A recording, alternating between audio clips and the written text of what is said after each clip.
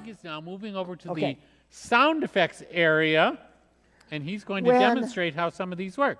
When I first started doing sound effects, there really aren't a lot of records on how they created the different sound effects. Because again, they were flying from show to show to show. We tend to think that they did it, we want to think they did it recorded-wise beforehand. Right. They didn't. They originally started using records at first, but they found they didn't have enough control. Oh yeah, you can't do the timing. Over the sound.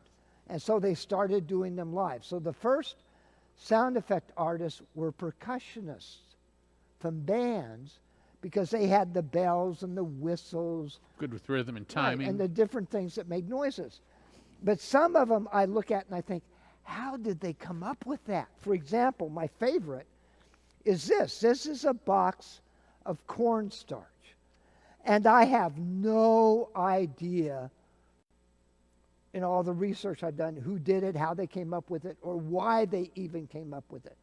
But I'm going to try to hold this up to my mic and just listen for a second and think of someone walking in the snow.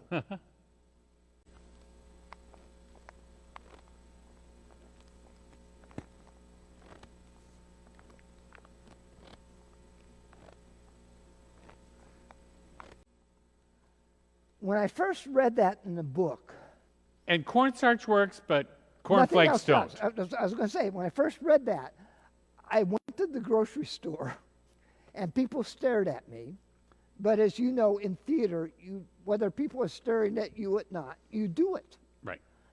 So I took a box of cornstarch, and and I went, yes, that sounds like someone walking in snow. And I went around and I started squeezing sugar and flour. And they didn't work. Nothing makes a noise like this. But who thought of that? You know, so there are just so many. For example, this is bubble wrap, which we use now. Back in the day, they would have used cellophane. But if I do this, just think of a fire burning in a fireplace.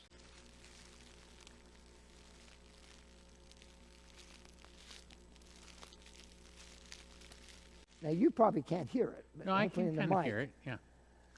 But just all the different sounds. And of course, in our show, we'll have microphones on them. Right, So they will have microphones on them so the audience can hear them. But just a technique for when you do shoes, what they would do is they would hang them around their neck. But the technique of it's not just hitting,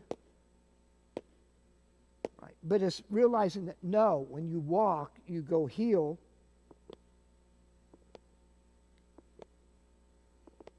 the toe. And so just the skill. When I would do radio, I usually find most of the actors, we're not doing it in this one because of COVID, so that the sound effects people only control certain sound effects, and they do it and no one else does. But when I would do them at Loris, the actors, they would want to come and play, for example, with the piano sound. So this is a very special. Tell yeah, this we borrowed from Loris. Tracy, at that time, Tracy was still technical director at Loris.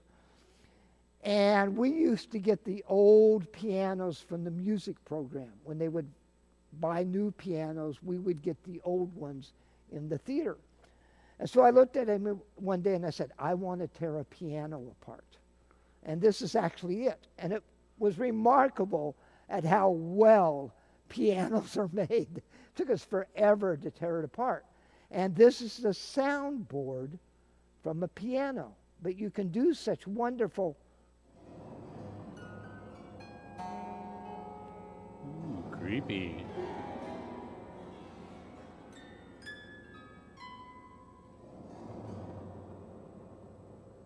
But it makes such wonderful haunting sounds. Yeah, it just keeps reverberating. Yeah, and it works so well for A Christmas Carol, which is one of the shows we're doing. And it's just a wonderful place to play. And all the actors usually want to come over and go, oh, let me try it. Which unfortunately in this show, do. But So we do have two very Right. specific performers dedicated to doing the sound effects, and then they each have their own stuff, and it's just been fascinating to watch, even just in the 3 rehearsals we've had so far, how far it's come. It was just last night, you know, it's like running through a Christmas Carol. It's like, and you given your notes beforehand and told them what to do, and then it's like, it's really exciting to watch come to. I have no idea how you ever did it in one night, but it's really great. Can you show us how to do the wind machine and maybe yes, the door yes. slam? Just a couple things, and then we'll get back to drinking. This is a wind machine. I built this actually 36 years ago. My gosh, So it's been around for a while. But it's that's just been the a old lot way. of years you've been holding in that wind. It's the old way they used to create wind.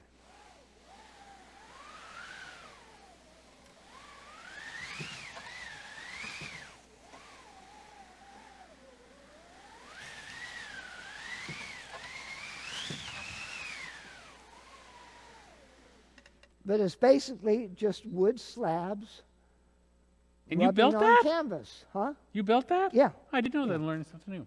Yeah, and it's one of those machines. I actually was doing a show one year where the actor turned it the wrong way, this way, Oh, it doesn't which work. basically just takes the canvas off of and it quits making sound. So, Now do the little door thing. I love that. oh, this is a door I built same time from this, but it's just So you can do all that, and you can make the sound of the all lock. the lock and all of this. Okay, one more, and then I'll say I love the train whistle. Oh, You just yes, train this, whistle and then you can this sit down. actually belongs to the Grand. This Oh, is it one does? of your Oh, I didn't know that. sound effects. I have one you blow on, but this is one you had. So it's a train whistle. That is so perfect.